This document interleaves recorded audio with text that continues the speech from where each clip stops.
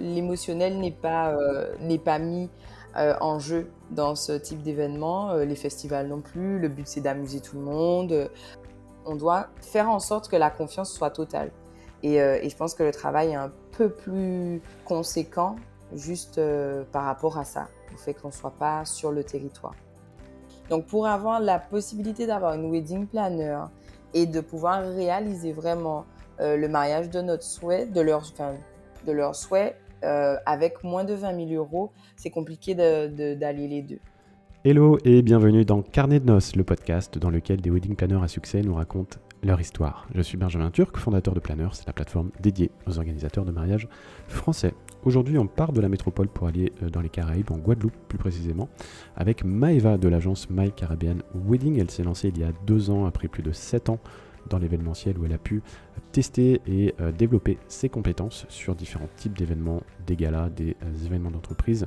Mais elle a toujours eu le mariage dans un coin de sa tête, et là, elle organise des événements pour des Français, pour des Antillais, ou même pour des Américains qui veulent se marier dans les Caraïbes francophones et anglaise. Elle va d'ailleurs nous expliquer comment elle trouve ses clients, malgré le fait qu'elle n'ait pas encore de site internet, comment elle a eu l'opportunité d'être publiée dans Marie-Claire, d'avoir un article qui parle de son agence, et tout plein d'autres choses, comme les différences entre les Antilles et la France, en ce qui concerne l'organisation de mariage. Quels sont ses clients types, comment elle s'y prend, malgré le fait que tout doit se faire à distance. Voilà, sans transition, je te laisse écouter ma conversation avec Maëva. Eh bien, Maëva, je suis ravi de t'accueillir aujourd'hui pour un nouvel épisode de Carnet de Noces. On va parler de destination, selon Oui, si on est anglais ou pas. Destination Voilà, Wedding. voilà, je vais mettre un petit peu d'accent, ça fera mieux. Et donc, on va parler de mariage dans les Caraïbes. Mais avant tout ça, j'aimerais que tu te présentes pour tous nos auditeurs et auditrices. Très bien, ben, bonjour à tous. Moi, c'est Maëva. Je suis wedding planner en Guadeloupe. J'ai 32 ans. Je fais la présentation basique. Et puis, je pratique cette profession par grande passion. C'est quelque chose que j'ai toujours voulu faire et j'ai pris le temps d'apprendre sur le terrain avec la profession d'événementiel. Enfin, j'étais event planner avant. Et puis aujourd'hui, ma société, My Caribbean Wedding, organise des mariages en Guadeloupe, en Martinique, et puis également sur les destinations de la Barbade, Sainte-Lucie, Dominique, qui sont des îles anglaises de la Caraïbe.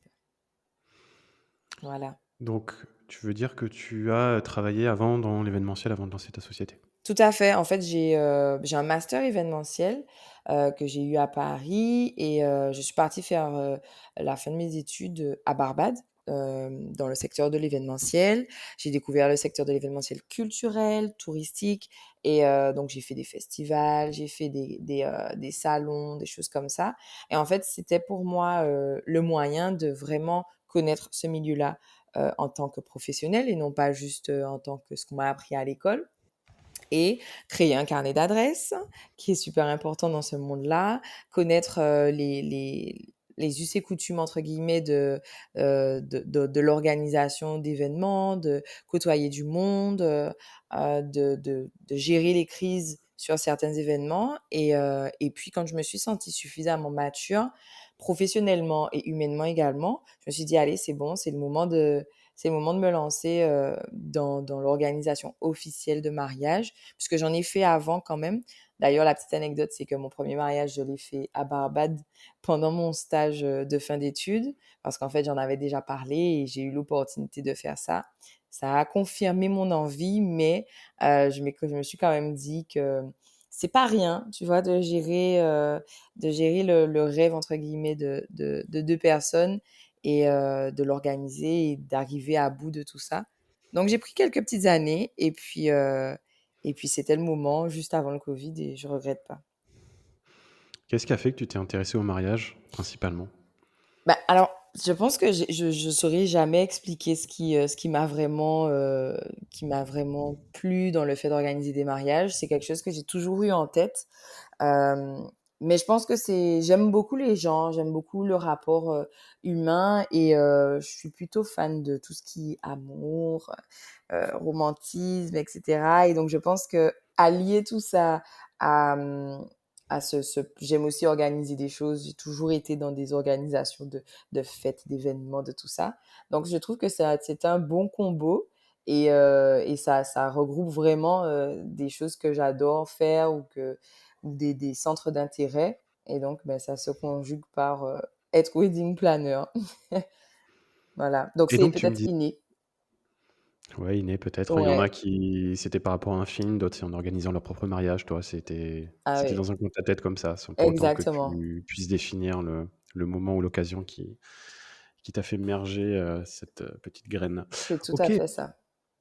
Et donc, pas de formation spécifique wedding planner. Tu t'es dit, après ton expérience, alors t'as pas dit combien de temps tu avais travaillé dans l'événementiel. Tu me l'as dit, je crois, avant d'enregistrer, mais Oui, alors j'ai euh, travaillé pendant 7-8 ans. Et donc, du coup, aujourd'hui, ça fait 2 ans que je travaille dans le monde de wedding. Donc, 9 ans d'activité dans le monde de l'événementiel.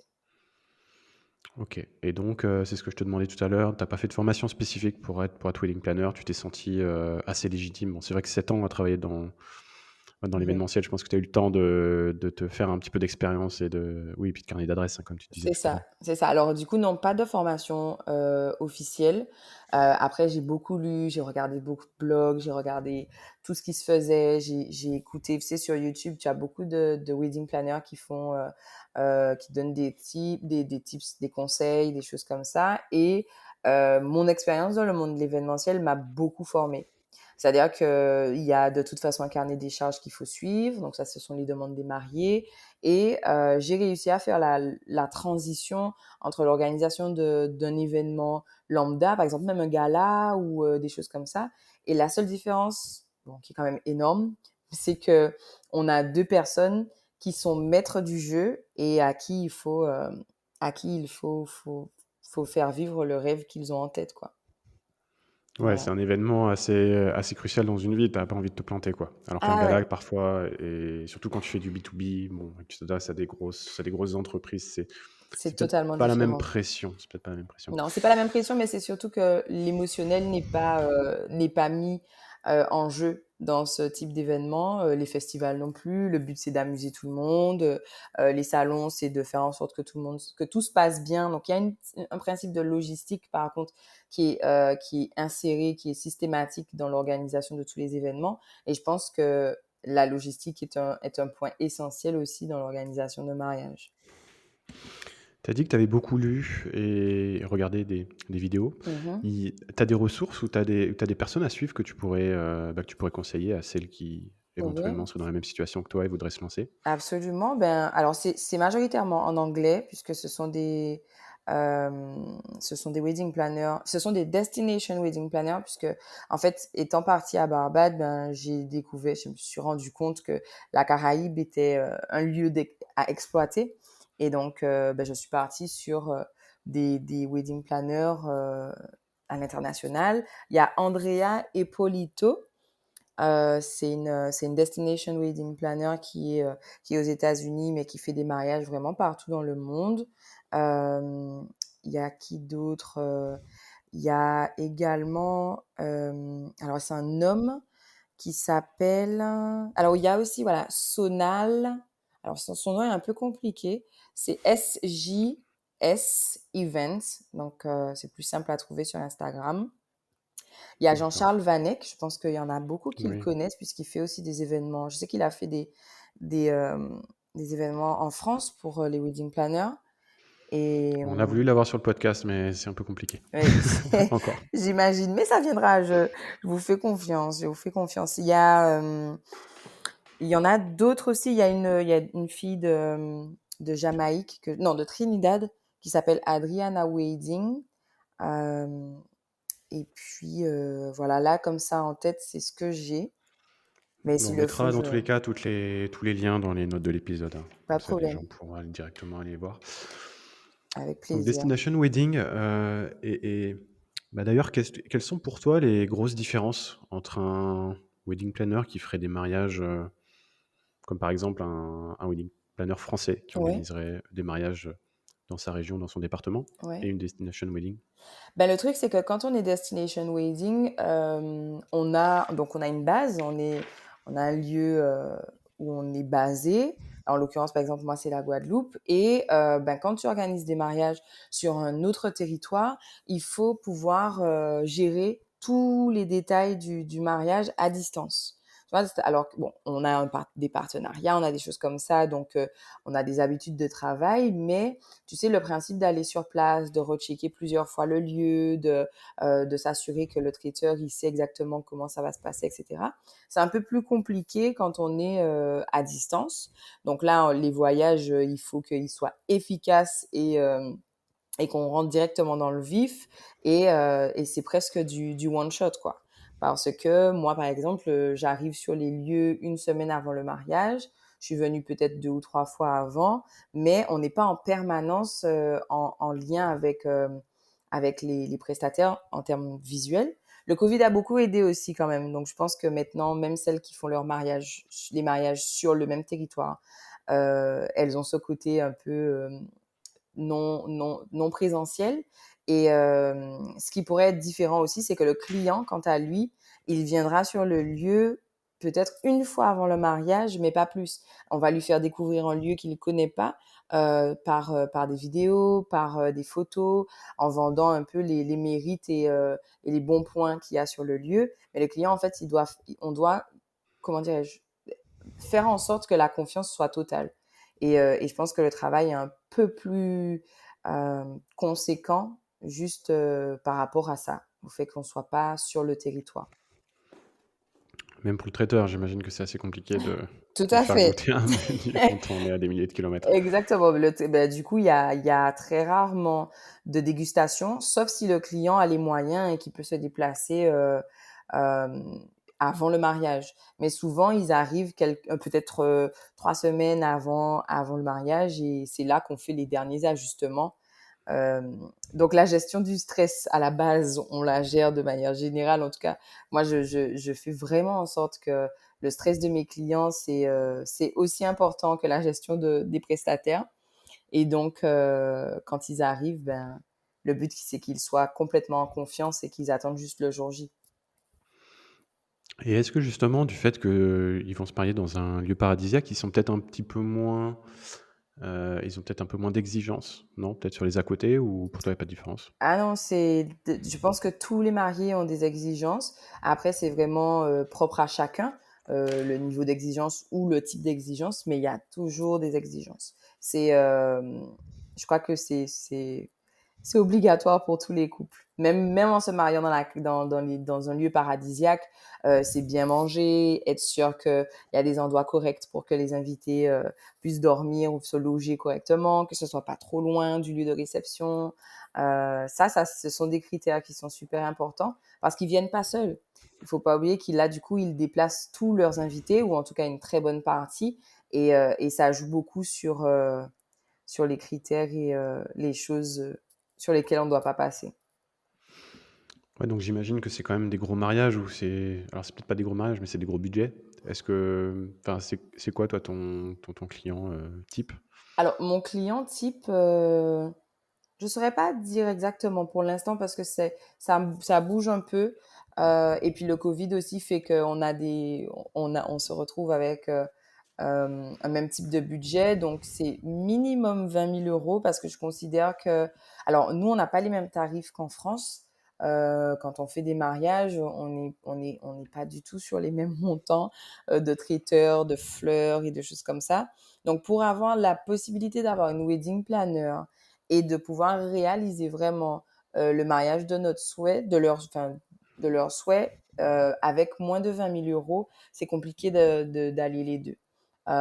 Même pour, on va dire, un mariage avec 50 personnes, en général, quand c'est peu d'invités, on met le paquet peut-être sur d'autres éléments, sur le traiteur, sur la décoration et des choses comme ça. Et les tarifs sont conséquents quand même aux Antilles. Donc, c'est minimum Tu veux 20 dire 000 que les euros. traiteurs, tu veux Mhm. dire que les traiteurs, les fleurs, c'est beaucoup plus cher, mais c'est de quel ordre? Ben, alors, C'est... pour pour un dîner, par exemple, assis à table, service à table, on est minimum à 75 euros et ça peut monter jusqu'à 110, 115 par personne, juste pour le D'accord. Donc toi, tu traiteur. as vu des grosses différences entre traiteur, fleurs, par exemple, entre les Antilles et la Alors, en France? fait, c'est ce que mes clients me disent. Ils me disent, mais je comprends pas pourquoi c'est aussi élevé. Et même, j'ai des clients des États-Unis qui se marient dans les îles françaises. Le tarif des lieux, c'est-à-dire qu'on peut avoir un lieu. Après, les lieux, c'est différent parce que en France aussi, je pense qu'il y a des lieux qui ont des tarifs vraiment conséquents parce que ce sont des domaines, parce que c'est magnifique, etc. Mais par exemple, les fleurs, on est sur, je sais, la rose, elle fait, tu as le prix de la rose en France? Je sais pas, je dirais que c'est 2-3 euros. Voilà. Eh ben, la rose en Guadeloupe est à 9 euros.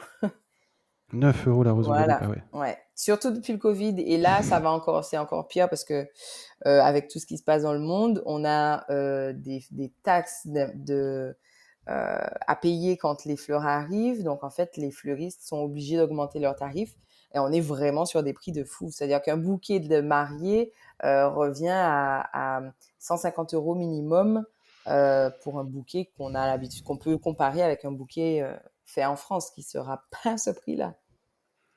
Ah ouais, donc là, oui, on est clairement sur des prix qui augmentent parce que c'est pas fait localement, quoi. C'est ça, Et il y a tout le trajet pour les amener complètement. qui coûte Complètement. cher. Après, si on reste sur les fleurs tropicales, c'est un peu moins onéreux, mais ça n'empêche qu'il y en a quand même certaines qu'on exporte.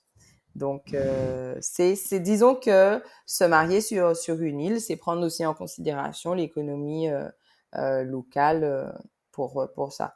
Mais je pense que quand le choix est fait, ils comprennent et ils savent que c'est, entre guillemets, un joli prix à payer pour pouvoir avoir euh, l'environnement comme on l'imagine aux Antilles et dans la Caraïbe, quoi. Et donc, c'est quoi le critère numéro un que cherchent tes couples quand ils viennent se marier aux Antilles? C'est quoi? C'est le cadre paradisiaque, ils veulent se marier sur la plage? J'imagine que c'est un peu tout ça, non? Bah alors c'est effectivement la plage, mais pas que, parce que des fois j'ai des mariés qui souhaitent juste avoir se marier dans un jardin, avoir le côté très ensoleillé, mariage cérémonie en extérieur, donc on peut proposer à la plage, on peut proposer dans des jardins. On a aussi quelques habitations, donc des anciennes maisons qui sont très, très sympathiques et historiques, dans lesquelles les mariés souhaitent organiser leur mariage. Et puis, après, il y a aussi dans les îles anglaises, on est plus sur des lieux atypiques qu'on voit sur les réseaux sociaux, qui sont très tendances. Donc, ce sont des hôtels ou bien des bords. Par exemple, à Sainte-Lucie, je ne sais pas si tu sais, mais tu vois, par exemple, il y a un piton. Il y a le piton de Sainte-Lucie. Il y a des gens qui, juste pour avoir ce lieu-là, souhaitent se marier dans cette zone de l'île. Et voilà, c'est vraiment une image en fait qu'ils ont de la destination et qu'ils souhaitent avoir pour leur mariage. Ok, donc enfin, j'imagine que les réseaux sociaux jouent aussi sur les destinations que veulent les Absolument, couples. Ouais. absolument. Les réseaux sont, je pense que c'est comment dirais-je, le catalogue du choix pour pouvoir se marier dans les îles, clairement. En parlant de réseaux sociaux, j'ai vu que tu n'avais pas encore de site. Tu m'as dit avant qu'on enregistre qu'il était en cours de fabrication, entre guillemets, qu'il allait bientôt sortir. Bah, d'ailleurs, il sera peut-être sorti au moment où on diffusera l'épisode, même si on va le diffuser peut-être une semaine après le moment On où on s enregistre. Oui. Bah, écoute, là, tu me mets bien la pression, donc je vais faire en sorte et d'ailleurs, c'est très bien parce que je me dis: «Écoute, là, Maëva, il faut le faire». Tu sais, des fois, tu te laisses dépasser par tout ce que tu as Ouais. à faire pour tes clients et tu laisses de côté ta communication qui est quand même, super importante. Donc je tâcherai de publier mon site internet avant, avec Bah, plaisir. écoute, il n'y a rien de mieux qu'annoncer publiquement ce qu'on va faire pour pour le tenir les faire. deadlines. Donc, ouais, on Absolument. verra. On verra. Bah, s'il y a le lien dans l'article qui accompagne l'épisode, c'est que tu auras tenu le pari et que tu y seras arrivé. Très bien, je te Non, mais je voulais remercie. revenir là-dessus puisque bah, tu n'as qu'un compte Instagram pour l'instant à ce qu'on a repéré Oui. par rapport à ton agence. Mhm, Et donc, je me demandais comment tu t'y prenais pour trouver des clients si déjà tu n'as pas de site web, alors qu'on sait que pour beaucoup de wedding planners, c'est un gros canal d'acquisition client. mhm. Est-ce que toi, tu arrives à trouver tous tes clients uniquement via Insta? Est-ce que tu utilises d'autres moyens de prospection? Alors, Instagram, à ma grande surprise, est quand même un très bon canal de communication pour moi parce que je pense qu'à ce jour, je pense que je suis 50-50 sur le, comment dirais-je, la visibilité auprès de mes clients. J'ai beaucoup de clients qui viennent par moi par Instagram. Et sinon, j'ai fait des salons aussi, le salon du mariage de la Martinique, sur les 2 premières années, donc en 2020 et cette année. Non, en 2021, pardon, et en 2022. Et c'est vrai que ça m'a permis d'avoir pas mal de clients. Et le bouche à oreille fonctionne également beaucoup. C'est, je mentirais pas, c'est vraiment quelque chose qui m'aide à avoir des clients, ou en tout cas que certaines personnes viennent vers moi, même si ça conclut pas, mais je suis quand même bien vue. Et puis je pense qu'aussi le fait que je sois sur une île, même si je travaille sur 2 îles, mais sur chacune, je sais qu'on parle de My Caribbean Wedding parce qu'on a vu un mariage, parce que on demande comment ça se passe avec moi, des choses comme ça. Donc c'est vrai que pour l'instant, je ne sais pas quel est le potentiel réel du site internet. Et c'est pour ça que je pense que je ne me presse pas plus que ça pour l'ouvrir. Oui. Voilà. Et donc, en termes de proportion, si le bouche à oreille fonctionne bien, c'est peut-être que tu as aussi quelques clients qui habitent, non, dans les Ah îles oui, et qui se marient en Martinique. Donc, absolument. oui, tu n'as C'est-à-dire pas que que des Français ou des Américains qui viennent aussi. non, non, non, non. Je pense que d'ailleurs, j'ai pour l'instant 30% de personnes qui viennent d'ailleurs et le reste, ce sont des locaux. Donc, alors, ça peut être des locaux qui habitent en Martinique et qui veulent se marier en Guadeloupe ou vice-versa, ou des gens qui sont sur la Guadeloupe et qui se marient en Guadeloupe, ou d'autres personnes qui sont en Martinique et qui font appel à moi pour se marier, pour que je les marie en Martinique. Quel est l'intérêt de, quand tu habites en Martinique, d'aller te marier en Guadeloupe, puisque en fait, bah, tu es sur une île, tu as la plage des deux côtés. Enfin, ça paraît. Bon, pour un Français, ça paraît un peu bizarre, mais Oui, ben, j'imagine qu'il y a plein de raisons qui sont pertinentes. complètement. Ben, en fait, tu sais, ça fait déjà un voyage, un petit voyage sur l'île d'à côté. On a quelques différences parce que l'environnement, tu sais, par exemple, la Martinique, on l'appelle l'île aux belles fleurs et la Guadeloupe, c'est l'île aux belles eaux. Donc, la différence peut-être se joue là et sur aussi le style des lieux qui sont proposés. En Martinique, on aura beaucoup de jardins, d'habitations et de choses comme ça. Et en Guadeloupe, on sera plus sur des lieux qui sont proches de la mer ou qui ont des vues différentes ou des styles d'ambiance déjà, enfin une architecture entre guillemets un peu différente. Donc je pense que c'est ça. Et puis c'est le voyage. Je pense que c'est vraiment ce principe de allez, on bouge de là où on est, on emmène tout le monde avec nous et on part se marier tout près, entre guillemets. En plus, toi, là, quand on parle de voyage, tu t'es lancé à l'un des pires moments, hein, en plein Covid. Clairement. Bon, ça va que tu avais des locaux, j'imagine que enfin, ça a rattrapé par rapport à ça, mais tous les étrangers qui voulaient venir se marier en Martinique n'ont pas pu le faire à ce moment-là. Est-ce que tu vois là, du coup, une recrudescence de demandes de la part d'étrangers qui voudraient se marier dans les îles parce qu'ils ont été frustrés, ils n'ont pas pu le faire pendant le Covid et que là, en gros, ils se rattrapent et tout vient en même temps? Mhm. Ben, effectivement, ça recommence, les demandes de l'extérieur recommencent à se faire. Mais c'est vrai que, en fait, tu sais, quand j'ai commencé, je pense que j'avais quand même mis l'accent déjà sur les personnes présentes sur le territoire pour pouvoir justement que l'activité prenne un élan, que j'ai de la matière à partager. Et je commence très concrètement à communiquer sur l'extérieur. Et ça porte petit à petit ses fruits. Je sais que j'ai des consoeurs qui ont déjà des personnes de l'étranger qui viennent. Alors, on est quand même beaucoup sur des Français, donc c'est pas vraiment des étrangers. Ce sont des gens de métropole, en gros, qui viennent se marier dans les îles françaises. Et par exemple, là, pour moi, c'est le plus gros, pour l'instant, mariage de destination que je fais. Ce sont des Américains enfin, ils habitent aux États-Unis, mais ils sont africains. Donc là, on a la semaine prochaine l'arrivée d'invités qui viennent du Cameroun, d'Angleterre et des États-Unis. Et ça, pour moi, c'est vraiment le début, j'espère, de ce type de client. D'accord, donc quand tu parles de gros mariages, là, on parle de combien de personnes, Alors, on quelle parle logistique? de 200 invités, service à table, avec cérémonie à l'église, puisqu'ils ont pu avoir, euh, enfin, valider leur cérémonie dans une église catholique en Martinique. Et ouais, dans un lieu, donc service à table avec sous chapiteau, avec plein de lumière. Donc, gros dispositif de déco, service à table donc pour 200 personnes. Il faut que le service soit fait chaud parce que sinon, c'est pas bon. Et puis, beaucoup de prestataires aussi quand même qui viennent de l'étranger parce qu'ils viennent avec leur DJ et leur photographe.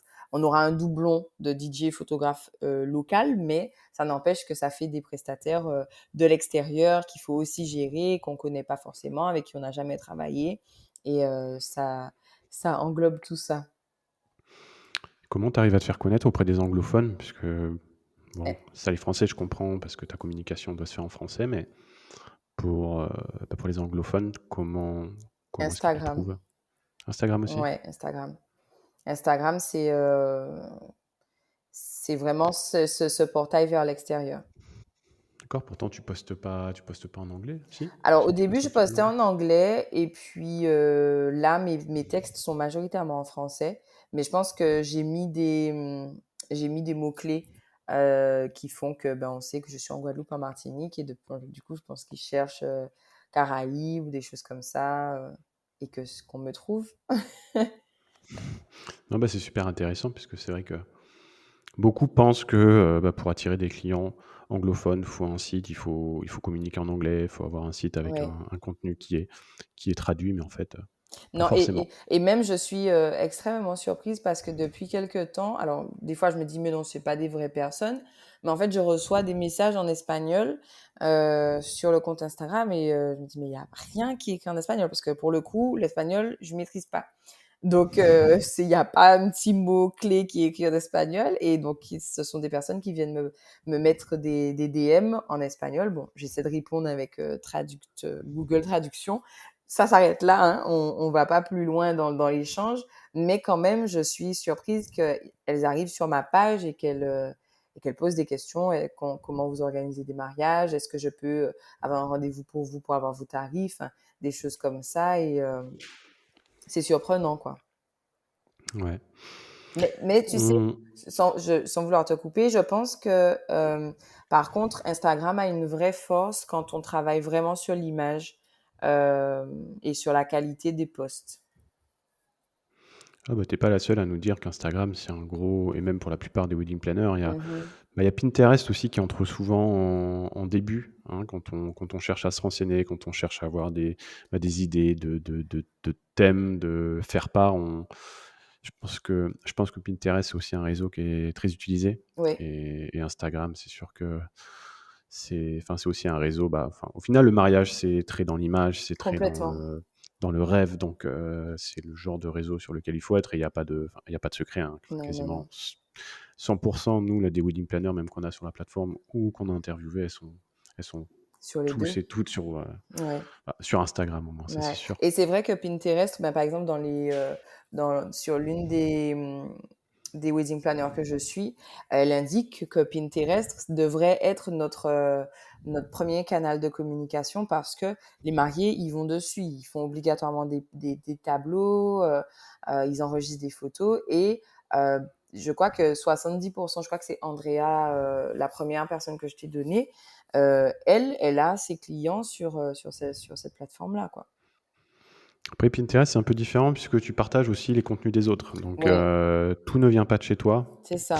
Alors qu'Insta, c'est vrai que tu peux être sûr que si quelqu'un flash sur une de tes photos par rapport à ton univers ou un mariage que tu as déjà organisé, il sera automatiquement redirigé vers toi. Alors que sur Pinterest, Oui, c'est un peu plus compliqué. et puis c'est comme ça aussi que tu te références, c'est pas en ne postant que des épingles de De ce photos que qui tu fais. t'appartiennent. Il faut aussi partager d'autres choses que tu as vues ailleurs Ouais, sur Internet. Et donc, le risque, c'est que tu perdes quelqu'un qui est sur ton profil parce qu'il avait une photo, mais en fait, qui t'appartenait pas. Donc, complètement. c'est peut-être en ça aussi que c'est différent. Mais bon, c'est vrai que quand tu as beaucoup de contenu à toi, il n'y a pas de raison non plus que ça fonctionne Ouais. pas. Nous, on t'a vu à travers une publication que tu as eue dans Marie-Claire. Et justement, je me posais la question, comment est-ce que tu as pu avoir cette publication, sachant que tu es encore toute jeune, hein, tu nous as Oui, dit que tu avais démarré en 2020 et surtout que tu n'as peut-être pas fait énormément de mariages dans les débuts puisqu'on était en plein Covid. ouais. Comment est-ce que tu t'y es prise? Eh ben, c'est Instagram. Alors là, franchement, pour le coup, j'ai été extrêmement surprise de recevoir le mail, 1er mail de contact qui me dit, voilà, qu'on a vu mon Instagram et qu'ils ont trouvé, mon contenu intéressant et qu'ils souhaiteraient savoir si, je voudrais participer hem, au dossier Les Incontournables sur dossier spécial mariage. Donc, je t'avouerai que j'ai été extrêmement surprise. J'ai posé plein de questions. J'ai dit, mais vous êtes vraiment une vraie équipe? C'est un vrai média? D'où ça sort, etc. Et j'ai bien compris au final que c'était du concret. Et j'ai dit, mais qu'est-ce qui a fait que vous ayez choisi, enfin, que vous me contactiez, puisque je suis wedding planner depuis peu, je n'ai pas beaucoup de publications sur Instagram. Et de surcroît, je suis en Guadeloupe. Donc, et en fait, ils m'ont juste expliqué que l'Instagram leur a vraiment plu et que je me suis démarquée de d'autres pages qu'ils auraient vues et que c'est vers moi qui sont venus. Donc, Et tu pas eu à payer pour publier? absolument. Justement, j'allais te dire quand même que c'est une publication payante. C'est un investissement très conséquent puisque c'est plus de 2 000 € la publication. Mais par rapport à ce qu'ils m'ont dit, donc c'est quand même, enfin, comme c'est sur Internet, donc du coup, les mots-clés qui sont utilisés, étant donné que Marie-Claire est très bien répertoriée sur Google. Donc en fait, si on marque mariage aux Antilles ou mariage dans la Caraïbe, ben c'est mon agence qui va ressortir par rapport à, par rapport à leur cotation, enfin, le placement qu'ils ont sur les recherches Google. Oui, là, il y a 2 choses. C'est vrai que Marie-France, c'est un média qui est assez qui est très populaire et aux yeux de Ouais. Google aussi. Donc ça veut dire que tous les liens même qui Marie-Claire, hein? pointeront vers ton site, voilà, Marie-Claire, ouais. Marie-Claire. Non, non, non, non, mais ce que je veux dire, c'est que Google considère que Marie-Claire, c'est un site de confiance. Donc ça veut dire que si Marie-Claire parle de toi et fait un lien vers ton site depuis Mhm. l'article de Marie-Claire, bah toi, tu vas avoir C'est aussi ton ça, référencement qui va être boosté. Et c'est d'ailleurs, ça. j'ai vu que le lien que tu avais fait sur Marie-Claire pointait vers ton Instagram. Donc ça, je te conseille, une fois que tu auras ton site, de leur demander de changer le lien et de le faire rediriger vers ton site, puisque ça te permettra d'avoir un petit Exactement. boost, entre guillemets, d'un point de vue référencement naturel. C'est ça. Ok. Après, ça, c'est vrai que c'est une super idée, puisque déjà, la majeure partie de tes prospects ne savent pas qu'au final, c'est une publication qui est payante. Donc c'est un mix entre une publication qui serait faite naturellement dans un journal, Oui. où ça, c'est vrai que c'est le must, mais il Et faut une pas oublier qu'il y a publicité. des... Voilà, et là, voilà, c'est un mix entre enfin, c'est comme un publi-reportage, en fait. Et puis, ce C'est qui est ça. bien, c'est que c'est pas mentionné dans l'article, que c'est un publi-reportage. Donc, au final, ça fait un peu comme un vrai article. Et puis, toi, ça te permet de mettre sur ton site, vu dans Marie-Claire. Alors, je sais Complètement. qu'il y a plein de, il y a plein de médias qui font ça. Il y a Challenge, il y a Forbes. Enfin, il faut se renseigner quand on a un petit budget Oui. à mettre dedans. C'est vrai que ça peut être cool Ça peut être intéressant. Et aussi. c'est surtout que, tu sais, sorti de nulle part, moi, j'aurais jamais été chercher Marie-Claire pour Hmm. lui demander de me publier ou même un magazine en France parce que je considérerais, enfin, de mon point de vue, je me dis, bon, je suis encore jeune, entre guillemets, par rapport aux 2 ans d'activité et qu'il y en a certainement plein d'autres qui auraient pu être à ma place ou bien que ça se demande juste pas. Donc, c'est vrai que l'opportunité s'est présentée et je me suis dit, bon, c'est un investissement, c'est bien et même si c'est payant, ils sont quand même venus vers moi et ça, ne serait-ce que pour mon, heu, comment dirais-je, pour continuer le travail que je fais et rester en confiance sur la qualité de travail que je veux donner, ben ça booste. Mm. Ouais, Non, et puis c'est vrai que ça rassure aussi les clients. Alors quand on... Après, il y en a aussi forcément qui en abusent, qui proposent des services qui sont pas de qualité ou ouais, qui montent des sites web qui sont pas légitimes et qui font comme ça deux, trois publications payantes sur des journaux qui vont rassurer derrière les internautes qui vont venir sur le site, sauf que derrière, il y a pas, enfin, c'est une entreprise qui vaut pas grand-chose. ouais, Quand on sait qu'on fait quand on sait qu'on fait du bon boulot, et qu'on veut un coup de boost quand on se lance, d'avoir déjà quelques références sur son site comme ça, c'est sûr que ça fait un effet waouh auprès des prospects. Donc, tout à fait. c'est bien, ça peut aider. C'est vrai que peu de gens le savent. Il y a même, je sais qu'il y a BFM aussi qui fait ça et qui interviewe des chefs d'entreprise. Ouais, Bon, après, c'est des reportages qui sont diffusés souvent sur des. Alors, c'est pas à la télé, hein, mais enfin, c'est souvent sur YouTube ou sur ouais, des c'est une médias qui sont plateforme. pas la chaîne principale. Mais quand les prospects ils voient qu'on est passé à BFM, Ça, forcément, ça fait tout de suite pas mal, ça crée, voilà, ça apporte un statut d'expert au final complètement. que peu d'autres stratégies de communication peuvent apporter, quoi. Exact. Ok, super intéressant en tout cas. Et si ça peut donner des idées à d'autres wedding planners. Absolument. Alors après, forcément, bon, toi, comment dire, tu t'es fait prospecter en fait, hein, c'est la journaliste qui est venue vers toi, mais Ouais, enfin rien n'empêche d'aller contacter le service de ces médias. Il doit avoir un service à part complètement. qu'on peut contacter pour être publié C'est ça. dans Ben, ce genre d'article, quoi. eux, c'est Média France et ils ont plusieurs Mm. magazines pour lesquels ils travaillent. Donc, c'est très bien d'aussi lancer la demande, quoi. Voilà. Écoute, ça fait une belle transition vers le dernier segment du podcast où on pose les mêmes questions à tous nos invités. Et on va Mm. commencer par la première question qui est alors, selon toi, quels sont ou quel est le mauvais conseil le plus important que tu entends souvent donner dans le domaine de l'organisation de mariage? Ou une idée reçue, hein. Ça peut être une idée reçue, hein. Euh, Alors, redis-moi la question. Je l'ai Quels, lu quel pourtant, est, hein. quels sont les mauvais conseils ou quel est le mauvais conseil que tu entends souvent donner dans le domaine de l'organisation de mariage? Ok. Je sais pas. Ce serait. Ou même, ça peut être par rapport au destination wedding particulièrement, avec des demandes ou des remarques de prospects que tu as assez régulièrement et qui pour toi sont à côté de la plaque et représentent pas ce que tu fais Ben, ou en pas fait, assez. ouais. Alors, en vrai, je pense que je retiens pas ou j'ai pas quelque chose à donner parce que une fois que c'est quelque chose qui est négatif et qui n'est pas important pour le client, c'est zappé. Donc, je t'avouerai que je ne saurais pas te dire. Voilà, pour répondre franchement, je sais pas. J'ai rien qui vient comme ça. Eh ben, t'es pas obligé de savoir, c'est pas grave. Enfin, et puis au final, enfin, c'est bien puisque ça veut dire que t'as pas été, que t'as pas eu, ou que t'as pas été face à des prospects ou à des demandes qui étaient un peu loufoques au final. Enfin, je veux dire, Oui, toutes les non. demandes que tu as eues ou tous les prospects que tu as eus, quelque part, ça devait être des gens qui étaient déjà assez éduqués Oui, sur le métier, ce qui fait que, au complètement. final, C'est-à-dire que, on va dire alors, que il y a peut-être un truc, par exemple, le mauvais conseil, c'est genre demander toujours combien la wedding planner va coûter ou ça coûte cher une wedding planner, ça sert à rien d'en prendre une. Mais l'idée, c'est que quand en fait on discute avec les clients, ils peuvent des fois avoir le budget ou alors ils se rendent compte de l'intérêt que c'est d'avoir une wedding planner et finalement ils la prennent parce que ça vaut le coup de payer, quoi.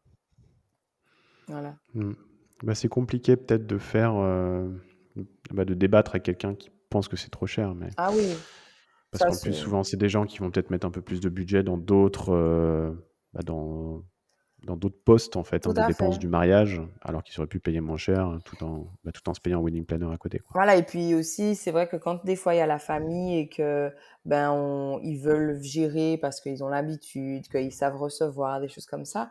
Donc ça met tout de suite, bon ben ils vont s'en charger et finalement ben on va pas mettre d'argent sur vous puisqu'on a du monde qui pourra faire ça. Mais ça c'est sans savoir tout ce que ça inclut que d'avoir une wedding planner. Est-ce qu'il y a un outil, un logiciel, un objet ou une application dont tu ne pourrais te passer dans ton quotidien de wedding planner? Ouais, c'est le Drive sur Google.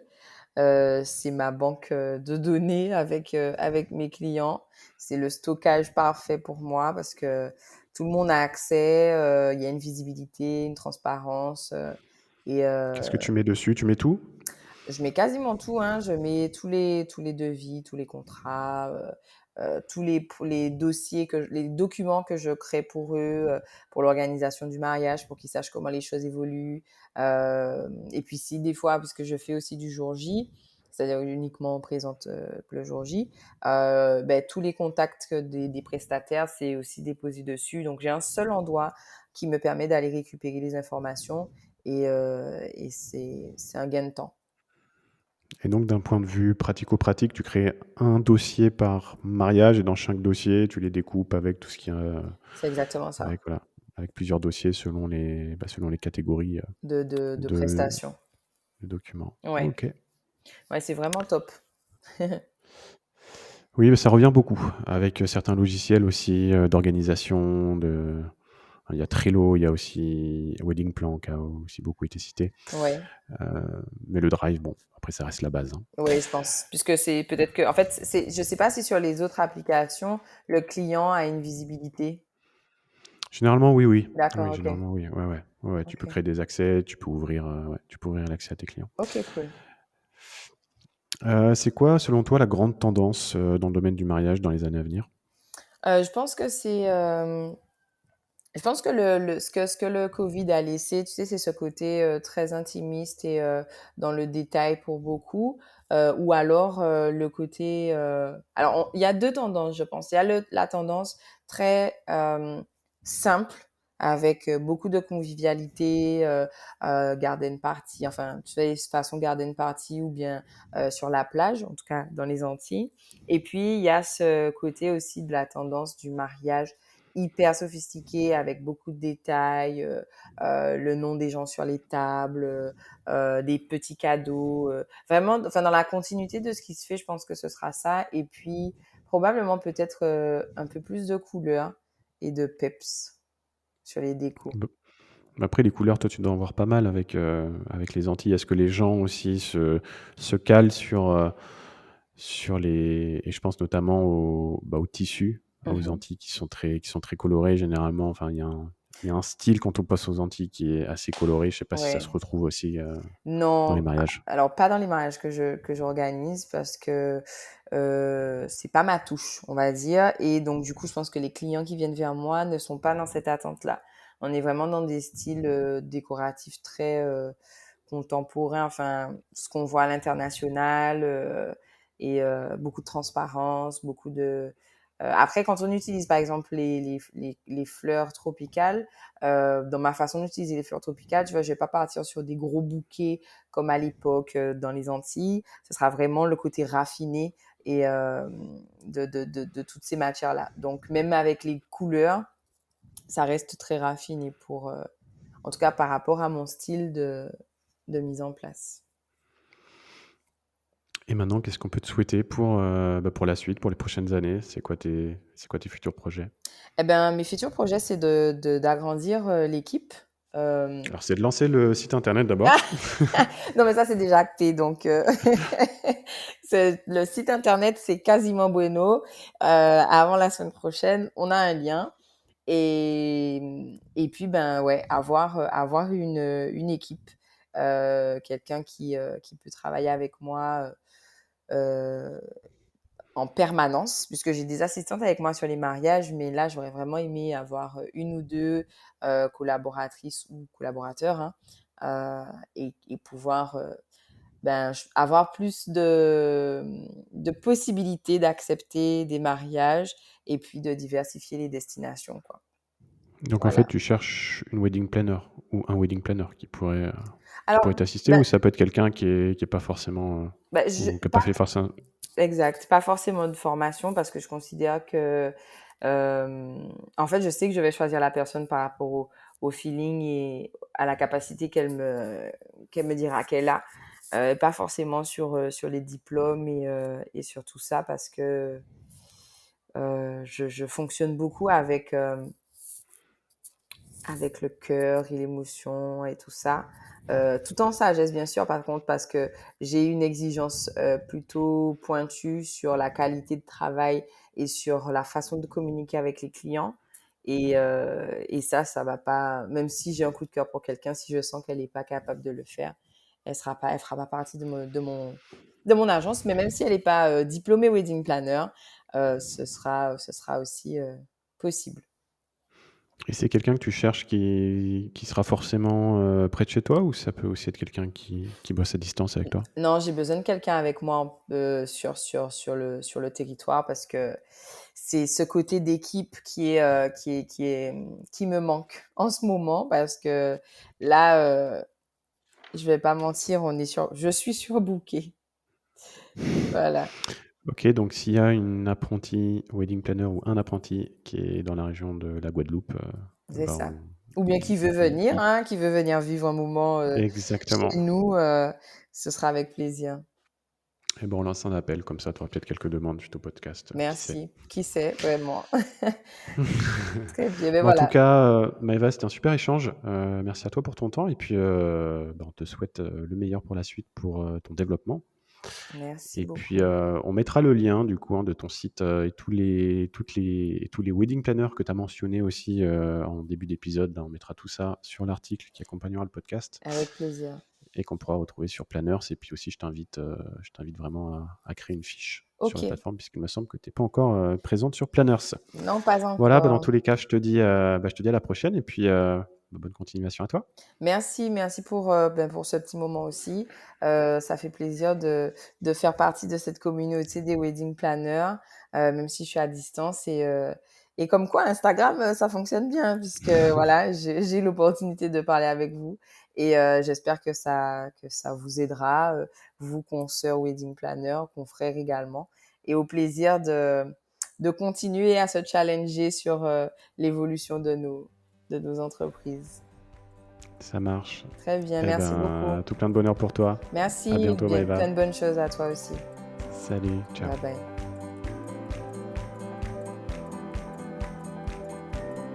Ça y est, c'est la fin de cet épisode. Merci de l'avoir écouté jusqu'au bout et surtout, j'espère qu'il t'aura plu. Pour nous pousser à continuer l'aventure et à diffuser notre message à toujours plus de personnes, nous avons besoin de ta contribution. Pour cela, il te suffit de prendre 2 minutes pour te connecter à ta plateforme d'écoute préférée afin de nous laisser ton avis sur podcast, 5 étoiles de préférence. C'est très simple et surtout, ça nous aidera beaucoup. Et enfin, n'oublie pas, si tu es wedding planner, tu as encore la possibilité de créer gratuitement ton compte sur planners.fr. Profites-en vite avant que l'accès ne devienne payant. Et quant à moi, je te laisse et je te dis à très vite pour un prochain épisode. Ciao ciao.